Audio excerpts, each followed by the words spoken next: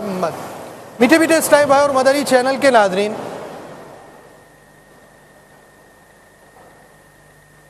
जब भी जमाअत से नमाज पढ़ी जाती है तो यकीनन एक इमाम साहिब होते हैं।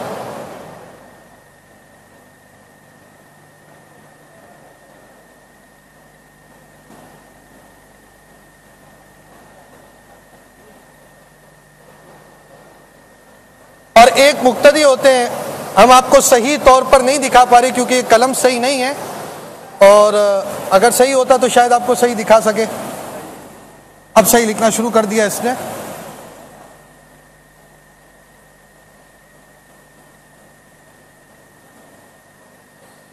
जब भी जमाअत से नमाज पढ़ी जाती है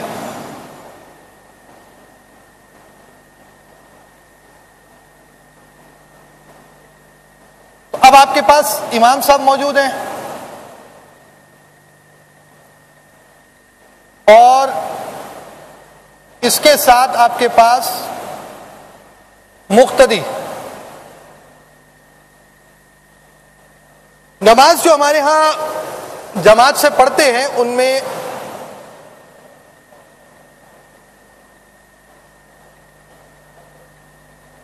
चार रकाती नमाज पढ़ी जाती है।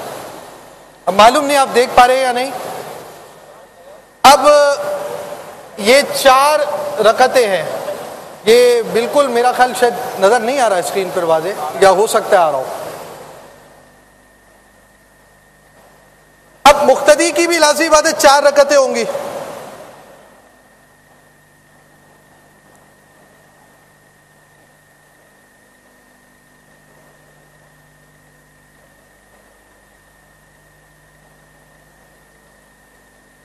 मुक्तदी की चार अक़साम भी होती हैं। उनमें एक किस्म जो है उसे मुदरिक कहते हैं, जिसकी पूरी रकतें इमाम के साथ हों।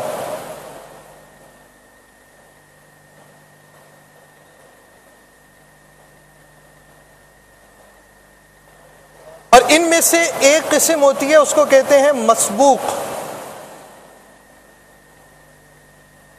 जिसकी कोई रकत रह गई हो।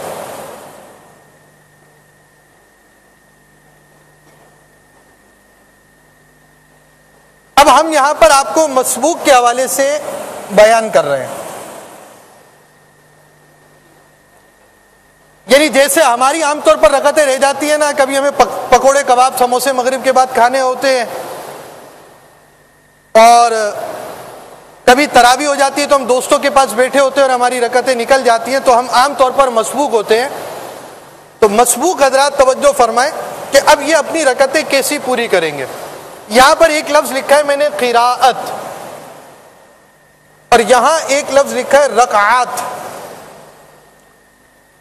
जो इमाम की नमाज होगी, इमाम के साथ मुक्तदी ने नमाज पढ़ी, इसने एक रकत नहीं पाई।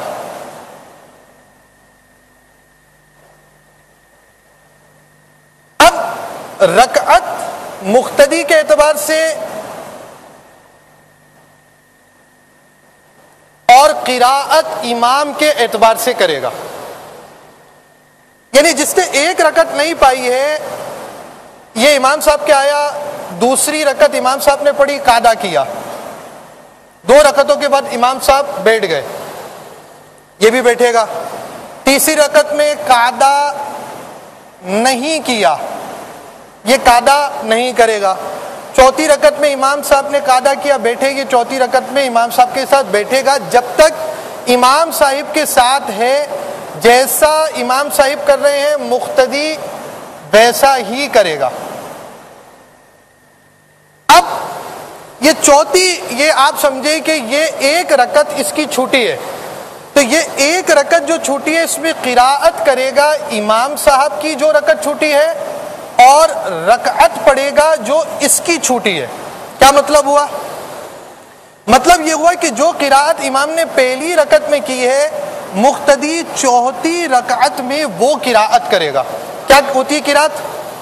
यानी ये सूरतुल फातिहा मा सूरा छोटी या एक बड़ी आयत या 3 छोटी आयत के जो एक बड़ी आयत के बराबर हो। ये कंपलसरी है 1, 2a, 2b, 2c, इन तीनों में से एक चीज पढ़ लेगा। तो अब यहां चौथी रकत जो है वो इमाम की पहली रकत की किरात इसके अंदर होगी, और इसके अलावा चौथी रकत के अंदर चूंकि कादा होता है तो अब ये कादा अखीरा कर सलाम फेरेगा। अब आप इसी को समझे, इसको मिटा दीजिए।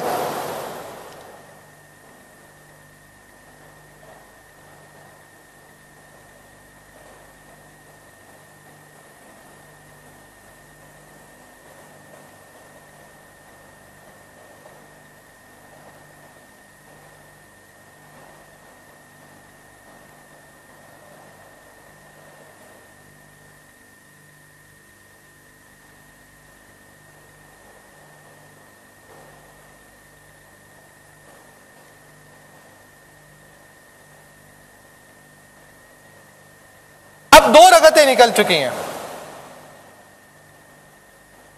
इमाम साहब तीसरी रकत पढ़ा रहे हैं और ये मुक्तदी जो पढ़ रहा है ये इसकी पहली रकत है, दूसरी, तीसरी और चौथी।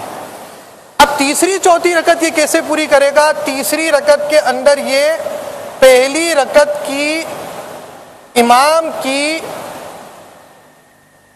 पहली रकअत की क़िराअत करेगा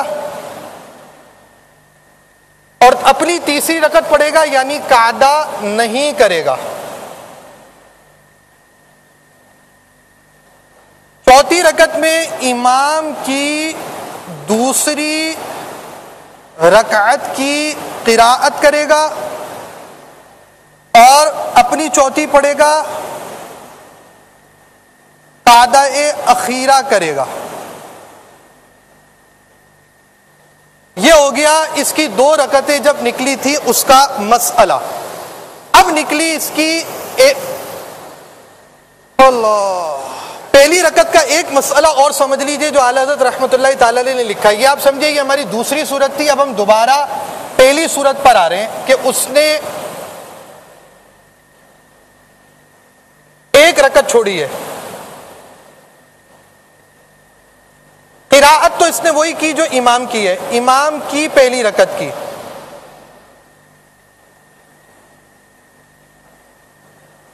अब नहीं, वो तीसरी सूरत का ही है, ठीक है।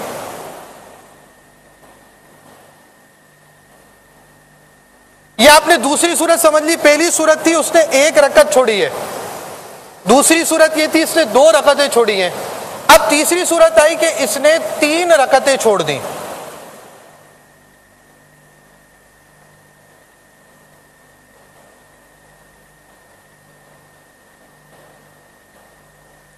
अब क्या करेगा?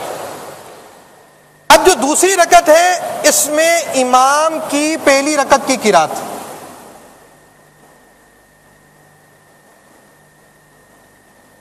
और ये इसकी कौन सी रकत है? इसकी कौन सी रकत चली है? इसकी दूसरी रकत के अंदर कादा किया जाता है, बैठा जाता है या नहीं? बैठा जाता है। आवाज सबकी नहीं आ रही। दूसरी रकत में बैठा जाता है। अब ये यहां पर कादा करेगा, और यह भी हो सकता है कि अगर वो कादा ना करे तब भी उसकी नमाज दुरुस्त हो जाए। वो उसकी तफसील बाद में आ रही है। नंबर 3, इमाम की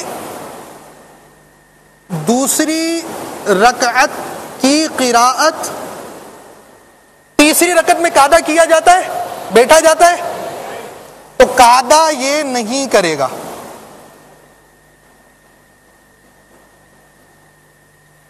चौथी रकत में इमाम की तीसरी रकत की क़िराअत,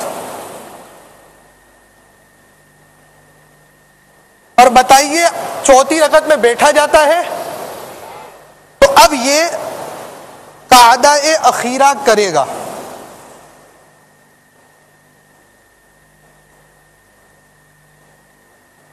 यहां एक सूरत और भी हो सकती है, क्या?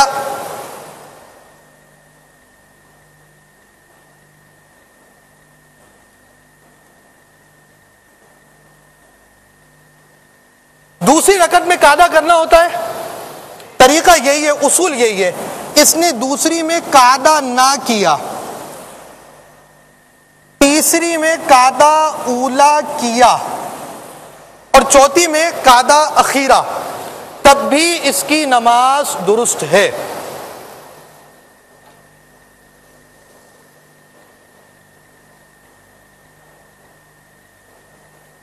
मेरे आका आला हज़रत इमाम अहले सुन्नत मौलाना शाह इमाम अहमद रजा खान अलैहि रहमतुल्लाहि रहमान फतावा रज़विय्या जिल्द 6, फतावा रज़विय्या जिल्द 6 है और सफ़हा नंबर 380। इसको सब लिख भी लीजिए, जामिया के तलबा को भी आज इजाजत है कि वो लिख लें। मसला ये पूछा गया था, अगर एक मुक्तदी ने एक आखिरी रकत पाई और वो शख्स कादा उला के वास्ते दूसरी रकत में कादा करे, यानी यही कि अब इस रकत में कादा करे, अगर नहीं किया तो क्या हुक्म है, आला हजरत से ये पूछा गया। तो आला हजरत फरमाते कौले अर्जा में इसे यही चाहिए कि सलाम इमाम के बाद एक ही रकत पढ़कर एक रकत यानी अपनी एक रकत पढ़कर यहां पर कादा करे, जैसा कि आपको बयान किया गया था, इसको यही करना चाहिए। फिर दूसरी रकत यानी इसकी जो अगली रकत है उसमें ये कादा ना करे और तीसरी के अंदर जो इसकी आखिरी रकत है उसमें कादा कर कर सलाम फेर दे। मगर इसका अक्स भी किया। अब अक्स क्या किया कि दो पढ़कर बैठा, यानी ये वाली पढ़ी तो अब नहीं बैठा, यहां बैठा और अब कादा उला किया, मगर इसका अक्स भी किया कि दो पढ़कर बैठा, पहली पर कादा ना किया, फिर तीसरी यानी ये जो आखिरी रकत पढ़ेगा इसकी तो 1 2 3 स्टेप पढ़ी, तो इमाम के बाद 3 रकतें हैं ना, एक रकत इमाम के साथ पढ़ी है। आप यूं समझिए ये एक मआ इमाम,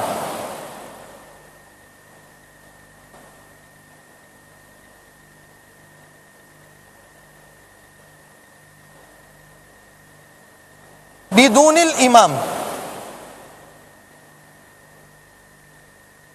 अब चाहिए ये कि इस जो मा इमाम एक पढ़ी वो ठीक है, अब दूसरी रकत पढ़े तो अब ये चूंकि इसकी दूसरी रकत है इसमें इसने कादा करना था, नहीं किया, इसमें कादा किया और इसके बाद इस रकत के अंदर कादा अखीरा किया।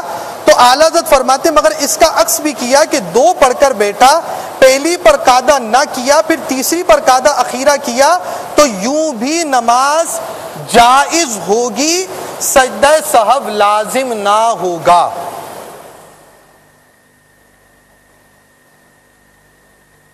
यानी अब जो तीसरी सूरत है उसके अंदर आ जाइए, 2 सूरतें बनेंगी। हम अपने ही कैलेंडर को दोबारा जा रहे हैं और वो हमारा कैलेंडर ये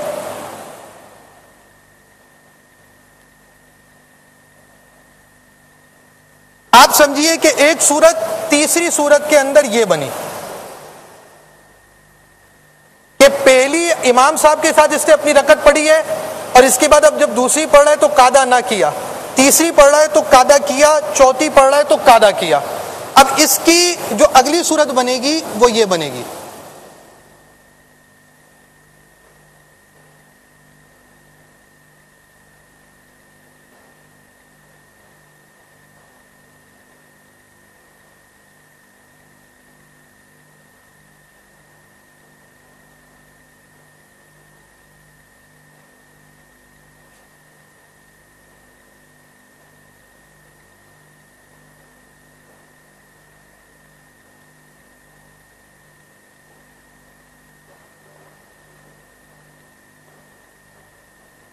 जी। अब वो यानी सूरतन यही बनेगा ना, जो सूरत बन रही है नतीजा यही निकलेगा।